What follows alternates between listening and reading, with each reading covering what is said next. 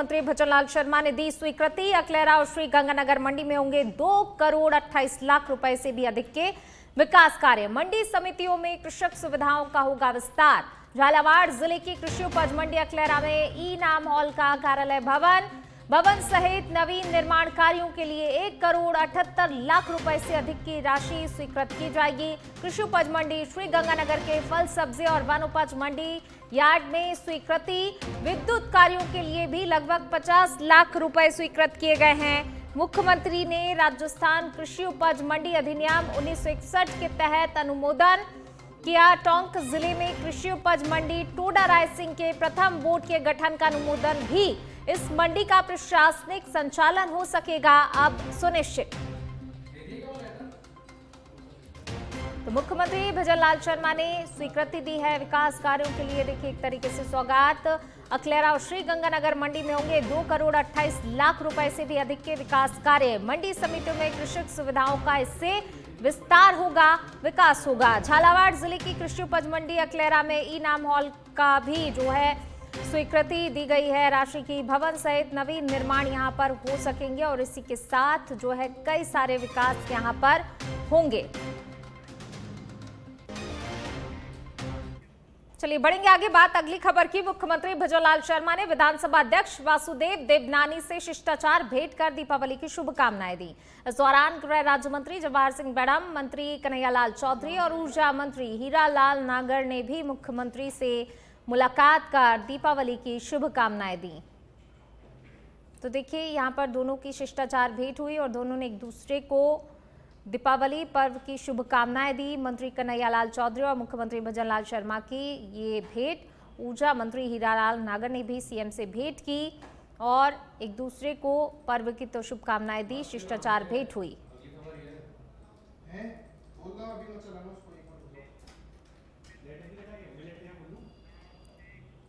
चलिए बढ़ेंगे आगे, रुक करते हैं अगली खबर का। भाजपा प्रदेश अध्यक्ष मदन राठौर और उप मुख्यमंत्री प्रेमचंद बैरवा ने फतेहपुर शेखावाटी में आयोजित आत्मनिर्भर भारत संकल्प अभियान कार्यक्रम में शिरकत की। भाजपा नेता श्रवण चौधरी के नेतृत्व में आयोजित इस कार्यक्रम में कार्यकर्ताओं को आत्मनिर्भर भारत का संकल्प दिलाया गया। वहीं कार्यक्रम के बाद मीडिया से बातचीत में भाजपा प्रदेश अध्यक्ष मदन राठौर ने अंता विधानसभा उपचुनाव को लेकर बड़ा दावा किया। उन्होंने कहा कि अंता में हमारा उम्मीदवार लगातार सब पर भारी पड़ रहा है। भाजपा वहां बड़े अंतर से चुनाव जीतेगी। इसके बाद उप मुख्यमंत्री प्रेमचंद बैरवा ने भी जैसलमेर में बस में आग लगने की घटना पर सरकार के रुख को स्पष्ट किया। उन्होंने कहा कि सरकार ने इस घटना को पूरी गंभीरता के साथ लिया है। उन्होंने बताया कि बसों की फिटनेस की लगातार जांच की जा रही है। बसों के मूल स्वरूप में छेड़छाड़ करने वाले और मॉडिफाई करने वालों के खिलाफ कड़ी कार्रवाई की जा रही है और उन्हें किसी भी कीमत पर बख्शा नहीं जाएगा। वहीं कार्यक्रम में अतिरिक्त राष्ट्रीय अल्पसंख्यक आयोग के राष्ट्रीय सलाहकार राजिक फर्शीवाला, देव नारायण बोर्ड के अध्यक्ष एवं प्रदेश महामंत्री ओम प्रकाश भडाना सहित कई नेता मौजूद रहे। हमारी भारतीय जनता पार्टी का राष्ट्रीय नेतृत्व और प्रदेश नेतृत्व हमेशा हमारे देश को प्रथम मानकर और देश के हित में काम करते हैं। देश की सेवा 140 करोड़ लोगों को अपना परिवार मानते हुए और उसको आत्मनिर्भर बनाने के लिए हमारे यशस्वी प्रधानमंत्री नरेंद्र मोदी जी ने संकल्प लिया है और इस संकल्प को पूरा करने के लिए हर हमारा कार्यकर्ता इस संकल्प को आगे बढ़ा रहे हैं। आत्मनिर्भर भारत जिसमें हमारा स्वदेशी अपनाओ और हमारे हिंदुस्तान की बनी हुई चीज़ों का हम उपयोग करें। हमारे भारतीय जनता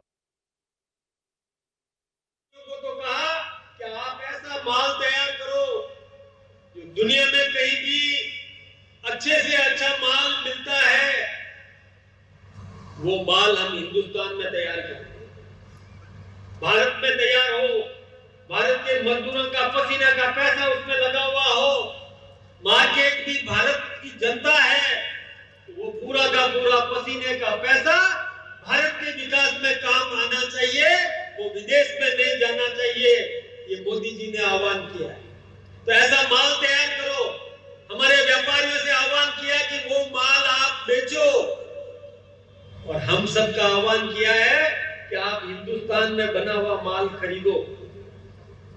कोशिश ये करो कि हमें वही चीज मिले जो हिंदुस्तान में पैदा हुई है। जब कम इन इंडिया, मेक इन यहाँ उद्योग लगने लगे हैं तो वो भारत का माल है, वो माल खरीदो तो निश्चित रूप से भारत का माल भारत में रहेगा, भारत का धन भारत में रहेगा।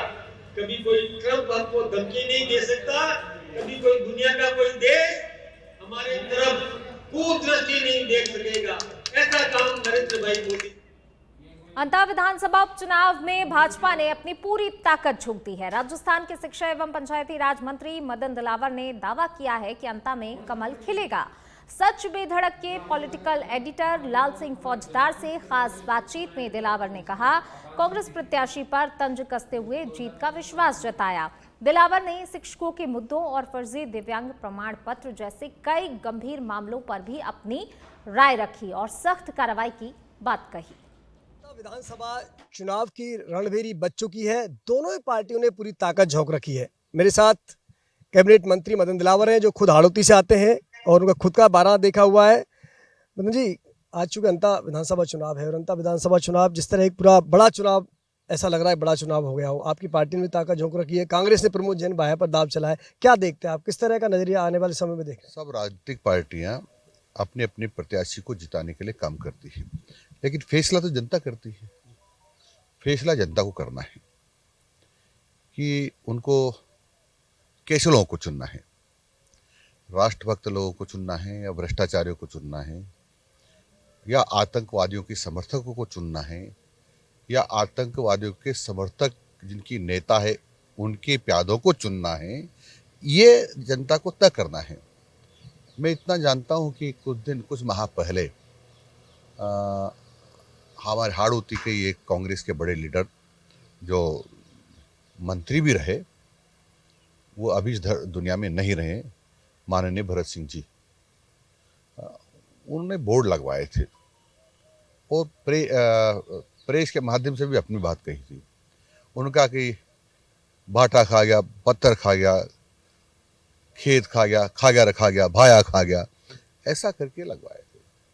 और भरत सिंह जी के मामले में लोग ऐसा कहते हैं कि वो ईमानदार आदमी थे और जो करते थे सच करते थे। अब जब उनकी पार्टी के लोग ये कह रहे हैं तो मुझे कुछ कहने की जरूरत ही नहीं है, क्योंकि उनके अनुसार, भरत सिंह जी के अनुसार महाभ्रष्ट है और निकम्मा है। और जो कांग्रेस पार्टी के वरिष्ठ लीडर हैं, कांग्रेस के नेता अशोक जी गहलोत साहब, उन्होंने भी उनकी पार्टी के लोगों को नाकारा, मक्कार, ऐसा कई नामों से पुकारा था। तो उन्हीं में से एक भ्रष्टाचार, भरत सिंह जी के अनुसार भ्रष्टाचार में लिप्त व्यक्ति चुनाव लड़ रहा है कांग्रेस से।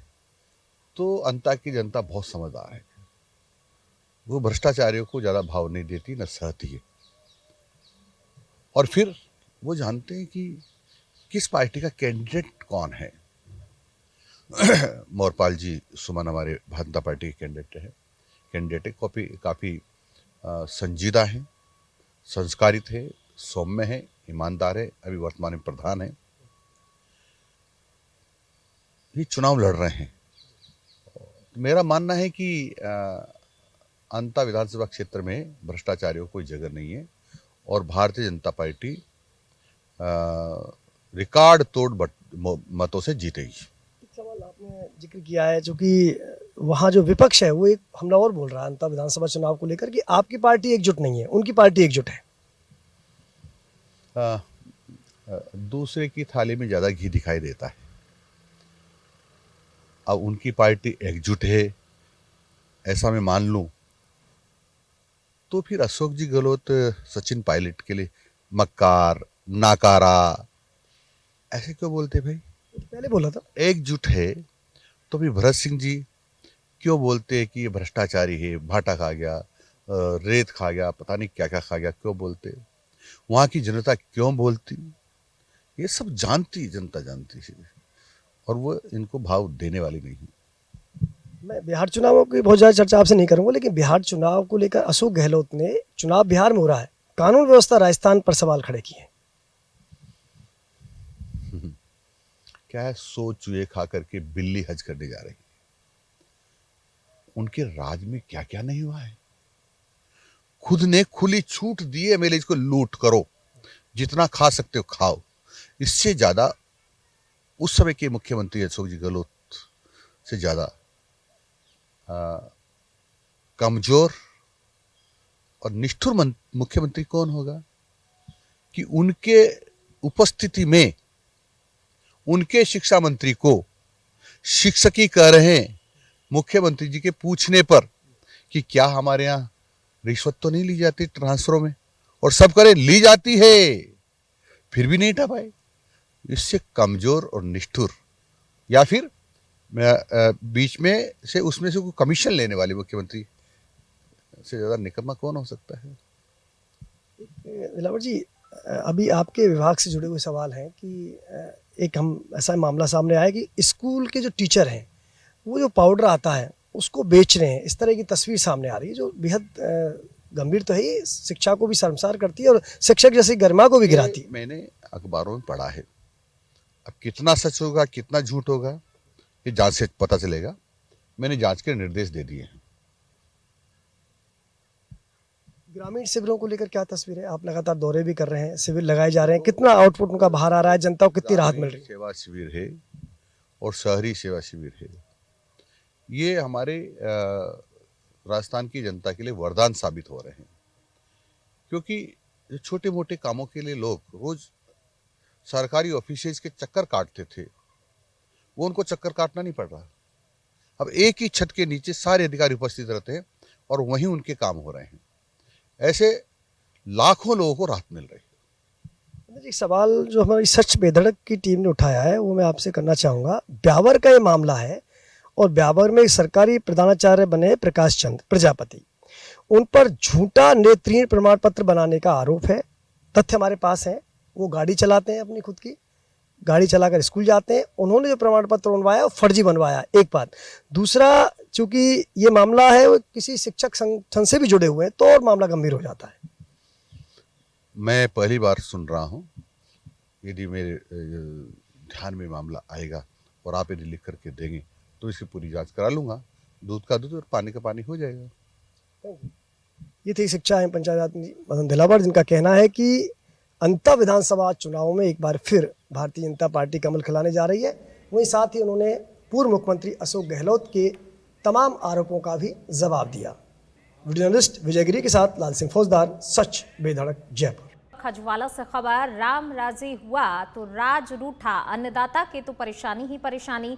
आखिर अन्नदाता की पुकार सुनो सरकार, समर्थन मूल्य पर मूंग और मूंगफली के नहीं हो रहे हैं आवेदन। इस वर्ष खजुवाला क्षेत्र में हुई है मूंग की अच्छी पैदावार। प्रतिदिन खजुवाला कृषि मंडी में पहुंच रही है 3500 से 4000 क्विंटल मूंग की फसल। किसान को प्रति क्विंटल करीब 1500 रुपए का हो रहा है नुकसान। यदि समर्थन मूल्य पर समय पर खरीद शुरू होती है तो अन्नदाता का होगा अच्छा लाभ। खजुवाला में मूंग खरीद के लिए करीब 1200 किसानों के ही हो पाए हैं आवेदन। वहीं मूंगफली खरीद के लिए करीब 3800 किसानों के आवेदन हुए हैं। अन्नदाता की मांग है एक बार फिर से आवेदन के लिए पोर्टल को शुरू किया जाना चाहिए ताकि आवेदन कर सके। मूंग की अच्छी पैदावार से किसानों के चेहरे खिल उठे हैं, लेकिन किसान समर्थन मूल्य का लाभ नहीं मिलने से निराश और हताश है। हमारे यहाँ खजवाड़ मंडी के अंदर मूंगों की 4-5 हज़ार बोरी की आवक हो रही है और भाव 7,000 के 6,000 से 7,000 तक मिल रहे हैं। तो हमारे को 2-2.5 हज़ार रुपये का घाटा लग रहा है। जैसे सरकार टोकन चालू करे या मूंगफली जैसे आगे नरमा का मूंगा का है, इनका टोकन। बारिश के कारण जमींदारों का खूब नुकसान हुआ, 50% मूंग जल गए। इस बार बारिश तो कम है लेकिन मूंग की आवक खूब है। मंडी में आराम से डेली 4,000 ओपन हो रहा है। दौसा के नगर परिषद क्षेत्र के वार्ड नंबर 55 अयोध्या नगर में एक पैंथर के अशोक मीना के घर में घुसने से हड़कंप मच गया। सुबह करीब 4 बजे हुई घटना की सूचना पर स्थानीय पार्षद ने वन विभाग को सूचित किया। वन विभाग की टीम मौके पर पहुंची, लेकिन तब तक पैंथर गायब हो चुका था। विभाग ने आसपास तलाश की पर कोई सुराग नहीं मिला। घटना से क्षेत्र में भय का माहौल है। स्थानीय लोगों ने प्रशासन से रात्रि गश्त बढ़ाने और पैंथर की तलाश तेज करने की मांग की है। वन विभाग ने लोगों से सतर्क रहने और पैंथर दिखने पर तुरंत ही सूचना देने की अपील भी की।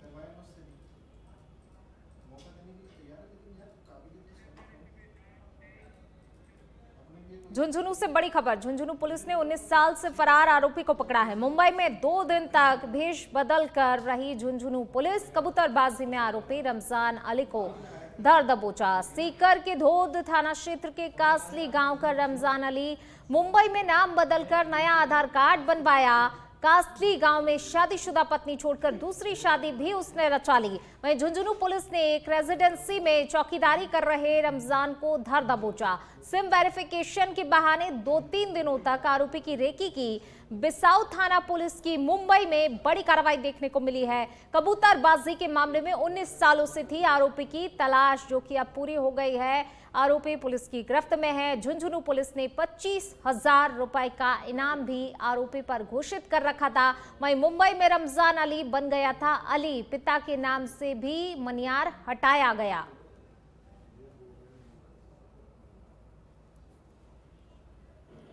तो देखिए, झुंझुनू पुलिस ने 19 साल से फरार आरोपी को धर दबोचा है। चलिए बढ़ेंगे आगे। बात अगली खबर की। डूंगरपुर जिले के धम्बोला थाना पुलिस ने ऑपरेशन सुदर्शन चक्र के तहत 2 स्थायी वारंटियों को गिरफ्तार कर लिया है। थानाधिकारी मोहम्मद रिजवान खान के नेतृत्व में नारायण और यूसुफ को गिरफ्तार कर डूंगरपुर न्यायालय में पेश किया गया। नारायण धारा 498A 323 और यूसुफ धारा 138 NI एक्ट के मामले में फरार थे। पुलिस का कहना है फरार अपराधियों के खिलाफ अभियान लगातार जारी रहेगा। चलिए और अब बात करेंगे करौली की, जहां शहर के सराफा बाजार में शुक्रवार शाम 4 बजे एक महिला ने दुकान से सोने का बंडल चुरा लिया। लाल कपड़े पहने महिला ने खरीदारी के बहाने दुकानदार को अपनी बातों में उलझाया और चोरी की वारदात को अंजाम दिया। ये पूरी घटना दुकान में लगे CCTV कैमरे में कैद हो गई।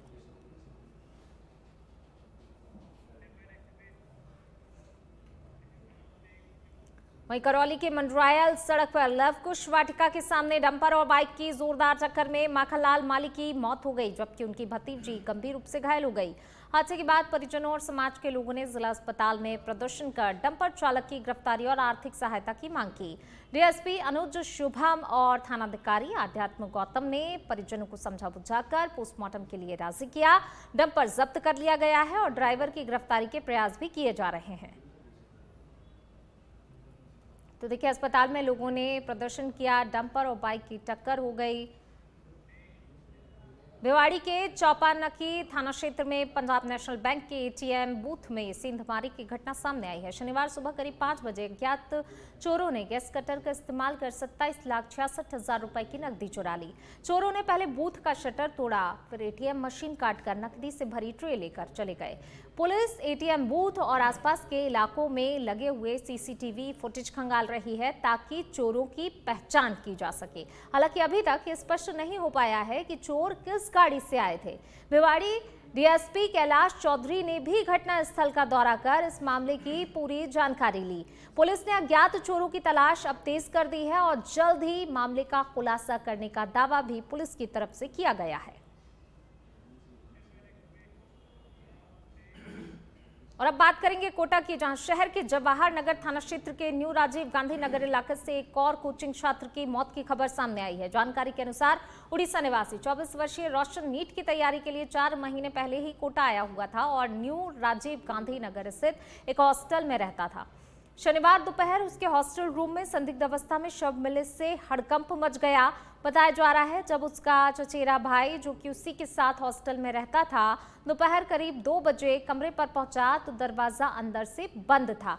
काफी आवाज देने के बावजूद भी जब रोशन ने दरवाजा नहीं खोला तो दूसरी चाबी से गेट खोला गया। अंदर देखा तो रोशन बेड पर उल्टा पड़ा हुआ था और कोई हरकत नहीं कर रहा था। वहीं इसकी सूचना पुलिस को दी गई। सूचना पर जवाहर नगर थाना पुलिस मौके पर पहुंची और कमरे की बारीकी से जांच पड़ताल की। थाना अधिकारी ने बताया मौत के कारणों का अभी तक फिलहाल स्पष्ट पता नहीं चल पाया है। छात्र को किसी तरह की बीमारी भी नहीं थी। फिलहाल पुलिस सभी पहलुओं पर जांच कर रही है।